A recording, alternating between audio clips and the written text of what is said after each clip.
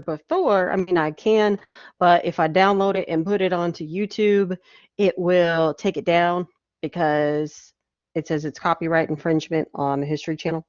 So that way I just record around the videos and they will stay up on YouTube. But that's why I couldn't record that part. Your names should still be recorded, so I wouldn't worry about that. But yeah, so Ulysses S. Grant had some definite strengths, but he also had some definite weaknesses.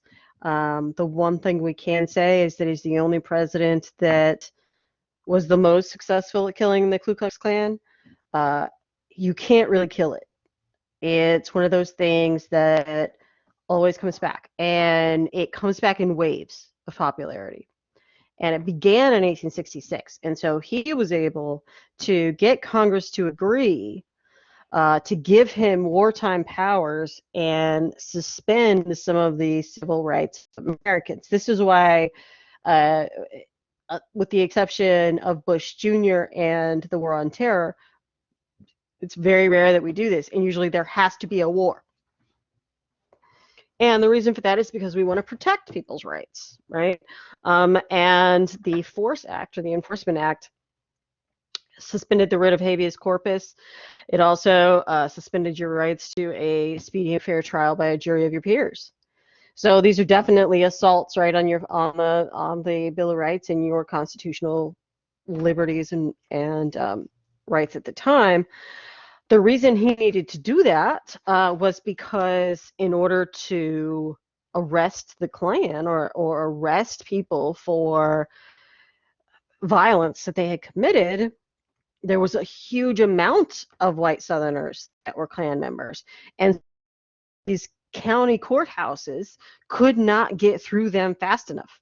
And were having to release people because it was unconstitutional to keep them detained without charging them. So by suspending that writ of habeas corpus and suspending some of those civil liberties and rights in the Force Act, Ulysses S. Grant was able to go down into the South, particularly North Carolina and Tennessee, and root out kind of the power structure of the Ku Klux Klan and charge them and kill them, basically. I mean, he didn't kill the person. He didn't kill anybody, but he did, at least not in this instance, right? He was a Civil War general.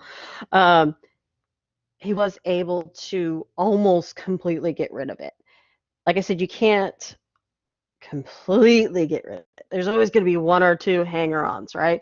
But they're completely underground at this point, and they're not active at all. And they won't be active again until 1910, 1912. They don't announce their activity until 1915 with the burning of a cross at Stone Mountain in Georgia. But like I said, he was the one who was able to do it. He also had a lot of help with that in the fact that Republicans still controlled both houses of Congress. You see, when he's elected, 1868, Andrew Johnson had just barely survived his impeachment, and he was a Southerner, and he really messed with Reconstruction. He messed it up. Reconstruction was a failure for several reasons, but it was a failure nonetheless. And so in walks Grant in 1868, and that we're trying, we're adding these Southern states back into the Union. But there was only really Northern Democrats that opposed Republicans in Congress, and they are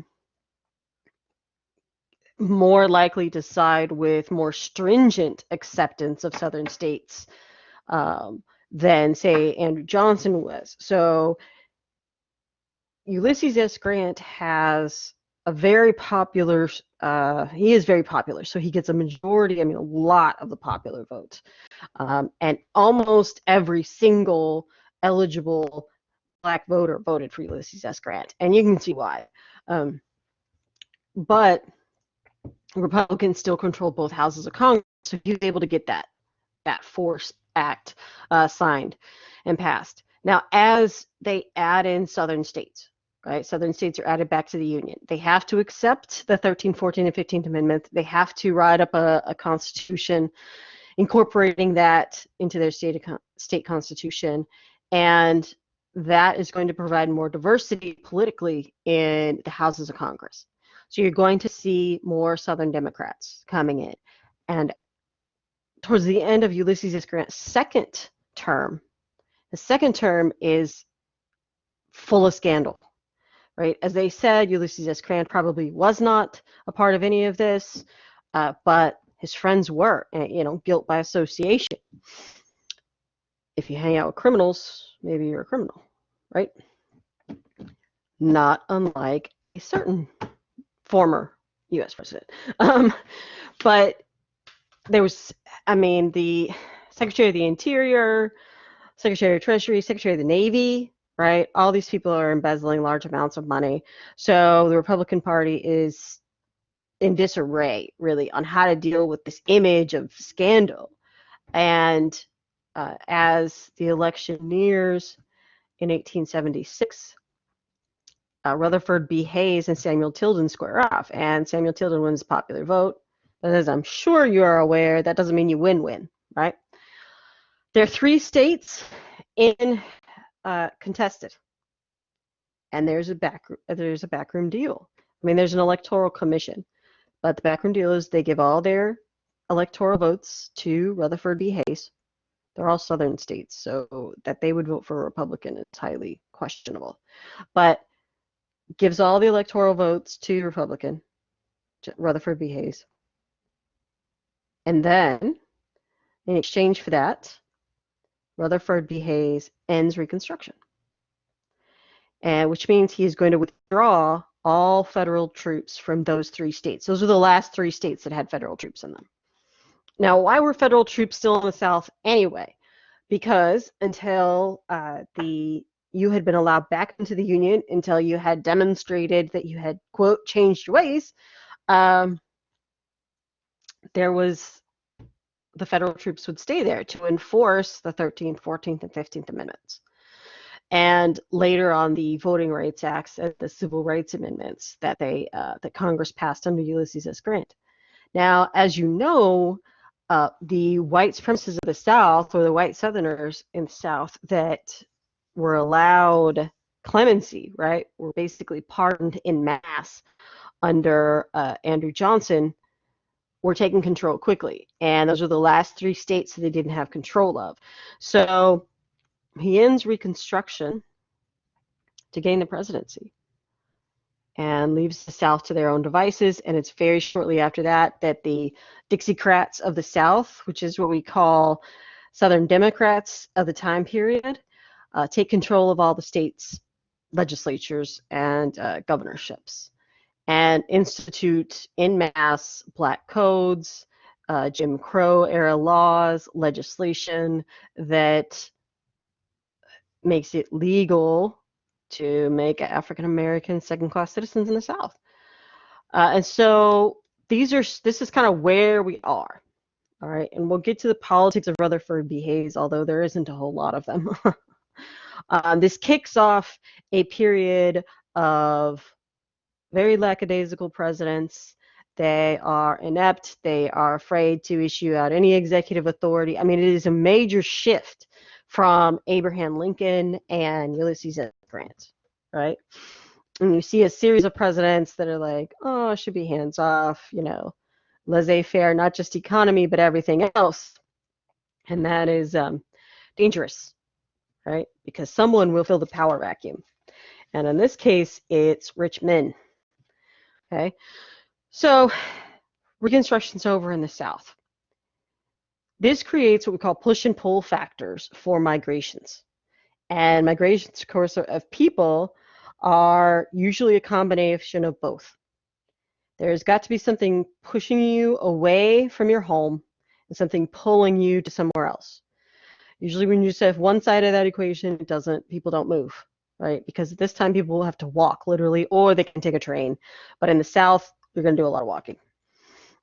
So what is pushing people? African Americans, obviously, violence, threats of violence, black codes, Jim Crow, right? And they do move en masse to the northern cities where they see industrialists setting up factories so that they can have jobs there. call that the Great Migration. Unfortunately, what they imagine as the, quote, promised land of the North doesn't really exist. There's not a lot of Klan up there. There's not Jim Crow laws. Excuse me. There are still racial prejudice, and there is still segregation. But it is somewhat safer, right, to be in the North.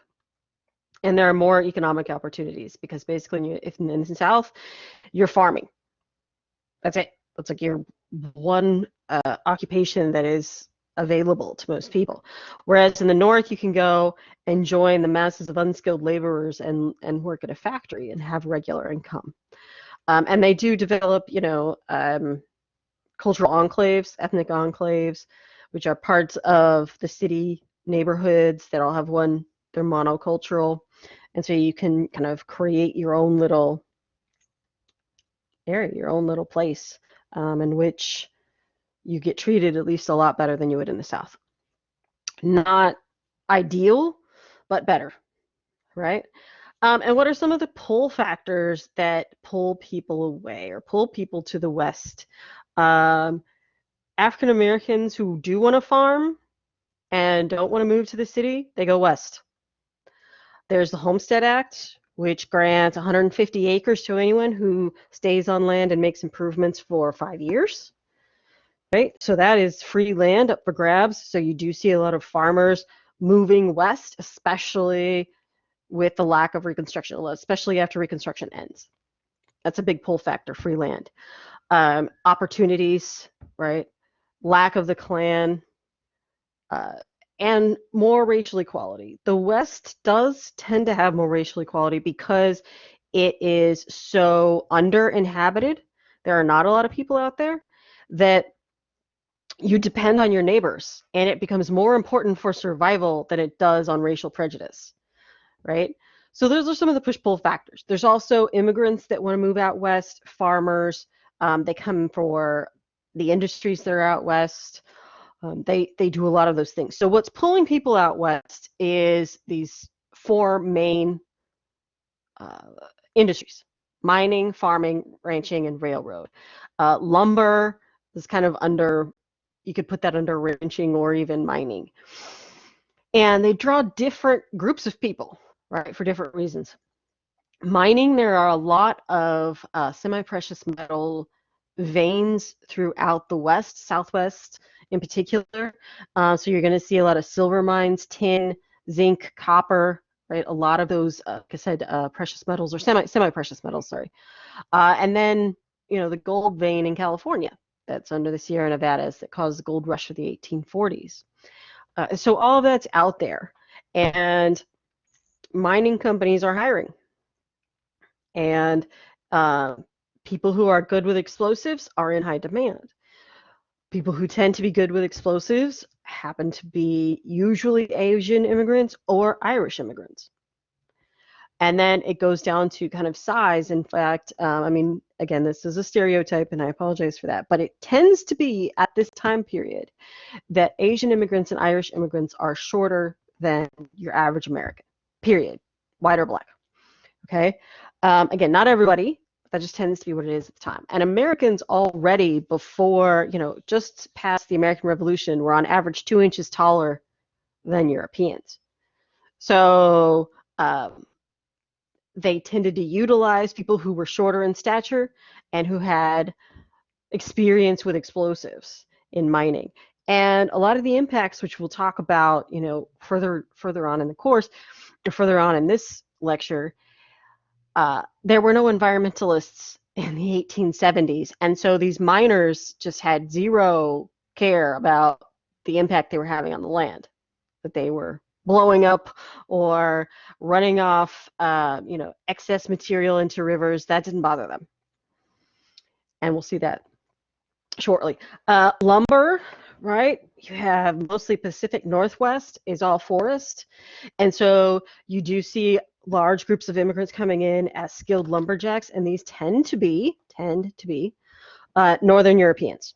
So your Swedes, Scandinavians, mostly Swedes, Norway, Finland, Denmark, right? And that's why you get states that have accents that are more Scandinavian, like Minnesota, Wisconsin, North Dakota, right? And they still have these accents. We have accents, right? Texans tend to have accents. If you're from the South, you have an accent. If you're from New England, you definitely have an accent. So these accents come from a lot of these immigrants who moved into these areas to do these jobs, and their language they brought with them carried over, right? And if you learn English as an adult, you will always have an accent. But if you learn English as a child, you will not. And it's the same vice versa. Now, oil will come a little bit later, right? 10 years later or so, and we will start digging for oil wells, using oil wells. Rockefeller in particular, right? Standard Oil will come a little bit later. It also has a huge impact on the environment, as you can imagine. And farmers and ranchers usually mix between both. So you have a farmer, and the difference is a farmer makes his money, his income, off growing something in the ground, right? But that doesn't mean he doesn't also have cattle, pigs, horse, those types. He doesn't have animals as well. And most of that, his farming is for income, but he also has to feed his family too. So he uses that mix of, he has his own garden, etc. Ranching's the same way. Ranchers make their income off livestock. Whether it's cattle or sheep or pigs or horses or whatnot, you make your money off animals. You also probably have a small farm because you've got to feed your family. So that's why I say they kind of mix together. Both of those two, though, are going to compete for water sources.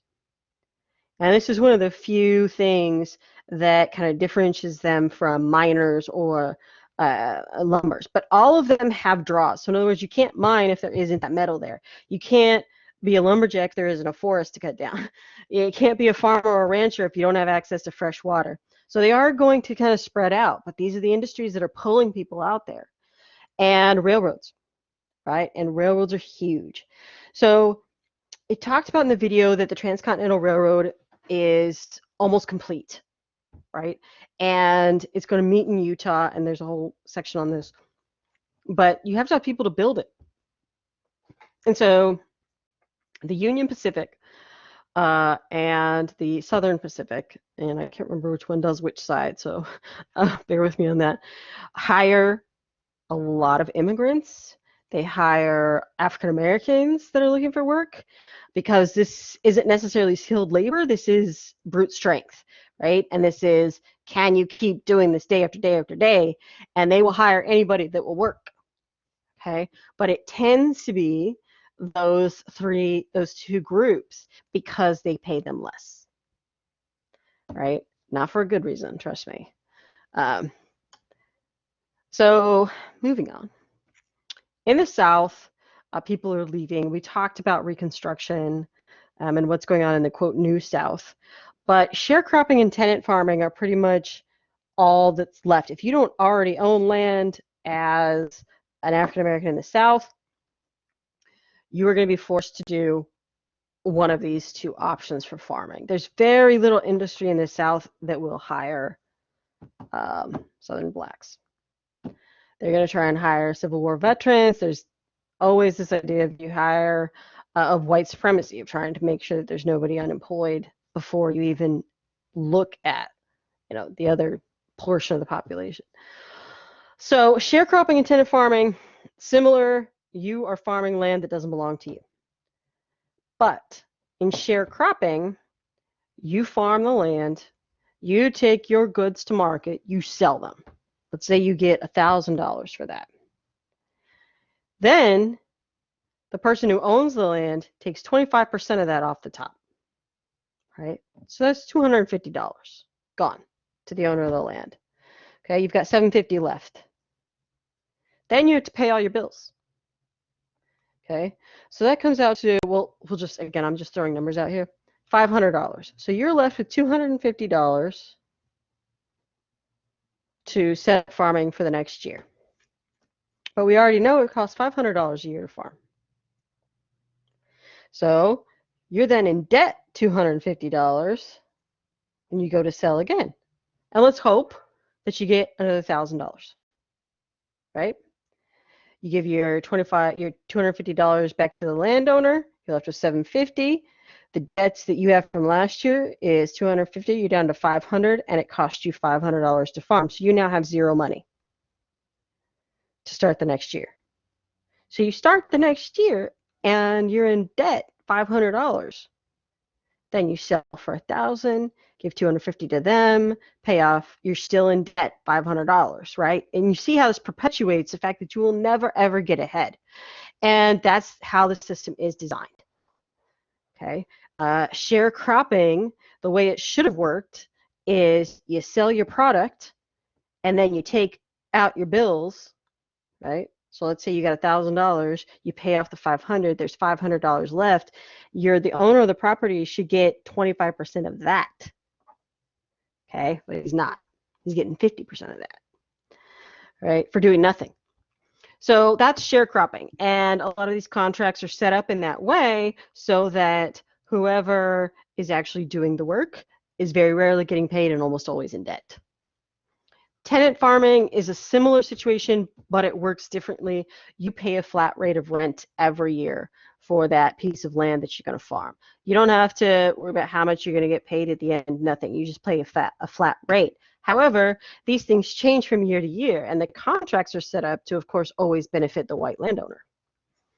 So the end of the year, you feel like you've made, say you sell your product, you get $1,000, you've already paid your rent up front, which will be a flat fee. We'll say it's $100 a year to rent. And then the farmer realizes, or the landowner realizes that you've made $400. Well, then he's going to up the rent next year. Now the rent next year is going to be $300.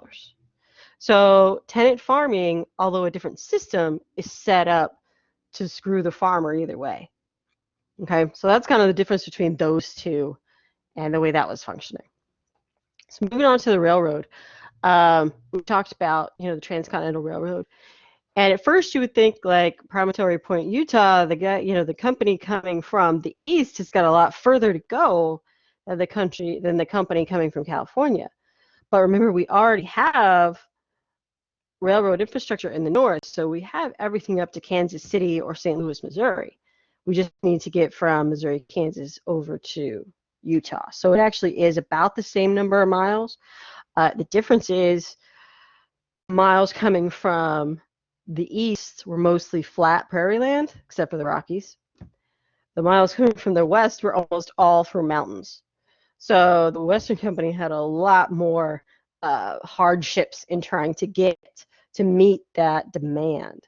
And again, this is it's funded by the federal government and passed under Lincoln's tenure as president under the Transcontinental Railroad Act. And how do they pay for it? I'm going to drop a diagram and hopefully show it to you on Monday. But our country is land rich but cash poor, meaning we have tons and tons of land out west, but we don't have a lot of cash, right? So what we do is we give away the land in lieu of payment for the railroad companies. So they do it in a checkerboard pattern. So for every mile, let's say you go 1 mile as a railroad company, that mile belongs to the government. The next mile belongs to you. The mile after that goes to the government. The mile after that belongs to you. And they give them in these squares in that checkerboard pattern. And then the railroad company, can then turn around and sell it to prospectors or settlers or whatnot. And that's how they get their money. Okay, that's how they pay for the railroad. The government had to keep a good portion, half of it at least, because they had to be able to put railroad depots there and not be dependent on these companies to build them and maintain them. That is what ended up happening, but that is how they were paying for the railroad.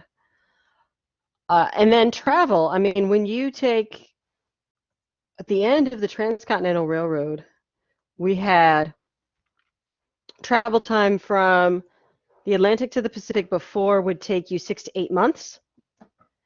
Travel time after the Transcontinental Railroad was built would take you at most 14 days. So a huge cut down in travel. And everywhere that the railroad went, the telegram went. So you could communicate from coast to coast in a matter of seconds. And so this just blew up communications and trade and any kind of expansion of power, of business, of commerce, of communication, of all of that, right? And so people are going to be more willing to move out west when they can still communicate very quickly with their relatives in the east. Okay, and then settlement, again, we said that draws in people who are looking through the Homestead Act to get free land grants. Labor for the railroad is going to be mostly immigrants, and almost immediately after the railroad is finished, the government passes an anti-Chinese Immigration Act because they're so thoughtful like that. And it's just terrible. It's just abject racism. They, basically you've come here, you've built what we want you to, but don't bring your families. No. Now you need to go back home. It's just ridiculous. But that is the state of American politics at the time. And not a lot's changed. But anyway, so labor, was definitely part of the railroad and intensive immigrant labor, right? The impacts onto the environment, particularly with relationship to the Native Americans, was severe. Okay, not only do you draw settlers and settlements into areas that had been already sectioned off as reservations for Native American tribes through treaties signed by the U.S. government, that they somehow forgot. And they're still doing this today, by the way. But they allow these white settlers to move in there, right, which leads to the Dawes Act, which we'll get to next time. But the biggest impact really is that you have these massive herds of buffalo, right? These are big, 2-ton, 1-ton, 3,000 pound animals. They're stubborn. They do what they want. They go where they want. Kind of dumb, right? But these huge herds of them just go wherever they want in the plains, as they always have for millennia. And all of a sudden there's a railroad there. Well, they don't care, right? They just walk right over it. And they recorded that at one point it took 3 days to get an entire herd of buffalo across this one section of railroad. So that's how many there were in existence. And the railroad were annoyed by this. They were probably causing some damage. And also they were slowing down shipping and travel. So they hired buffalo hunters whose sole purpose was to get rid of the buffalo. We're not conserving meat. We're not taking trophies. They are literally paid per buffalo that they kill. And through this decade or two of just a free-for-all of buffalo hunting, they drive them to almost near extinction. Now, from an environmentalist standpoint, that's absolutely terrible. From a Native American standpoint, that's deadly because that's their food source. That's their everything source. That's what they make their housing out of. That's where they get their meat from. That's their clothing, their weapons. I mean, all of these things rely on the buffalo, and they're being killed to extinction. So that drives just the Native American relationship with the U.S. government south, and everything comes apart, right? And it becomes much more destructive, which we'll get into next time. Okay, I'm going to stop there. I'll go ahead and stop recording. Do you guys have any questions